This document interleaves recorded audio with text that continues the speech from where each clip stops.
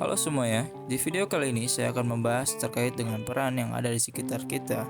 Dan kali ini saya mengambil peran penjual nasi goreng yang bisa dibilang biasa saja, namun memiliki beberapa detail cerita yang cukup menarik untuk dibahas. Dan narasumber yang saya amati kali ini bernama Pak Muji. Pak Muji memulai bisnis nasi gorengnya karena beliau pada awalnya bekerja untuk orang lain yang memiliki tempat makan yang bisa dibilang serupa. Sampai sekarang beliau memiliki tempat makan sendiri yang sudah berdiri selama kurang lebih 13 tahun. Dan waktu 13 tahun tentu bukan waktu yang sebentar untuk membuka bisnis. Dan hal itu tercermin pada etos kerja Pak Muji yang terbilang sangat baik. Dari mulai beliau melayani pelanggan hingga teknik masak yang cukup bisa dibilang profesional. Dan beliau bilang ilmu memasak saat ini yang dia miliki datang dari kakaknya yang juga kebetulan berada di bisnis yang sama, yaitu tempat makan. Dan Pak Puji bilang semenjak beliau menjalankan bisnis ini, beliau pun merasa lebih bersyukur sebab segala keperluan dan rezekinya terbilang membaik dan stabil.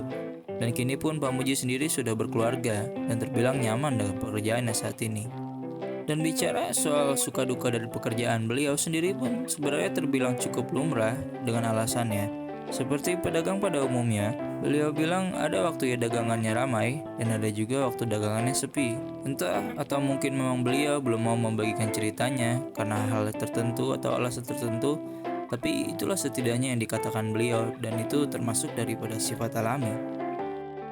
Dan dari beberapa hal yang saya terima, amati dan alami sendiri, saya bisa bilang beliau ini memiliki karakteristik yang cukup tertutup dengan nada suara yang rendah dan sangat pelan. Juga sedikit berbicara, sehingga saya pribadi harus lebih pintar saat menanyakan pertanyaan untuk mencarikan suasana. Karena pada awal saya bilang ingin merekam, beliau pun seperti kaget dan bingung soal maksud dan tujuan saya. Sampai saya memberikan penjelasan yang cukup untuk membuat beliau mengatakan iya. Dan dirinya pun terbilang cukup humble dan tidak mau menjemukan senioritasnya dalam hal berdagang atau memasak ini, yang terbilang sudah cukup lama dan berpengalaman. Tapi mungkin itulah yang ingin beliau sebarkan kepada pembelinya dan juga orang lain, dengan menjadi pribadi yang baik dan memasak dengan hati yang tulus. Sehingga banyak orang yang kembali ke tempat beliau bukan sekedar untuk makan, tapi mendapatkan pengalaman yang sama pada saat pertama kali kita ke sana. Atau mungkin lebih baik? We never know. Sekian informasi kali ini. Terima kasih.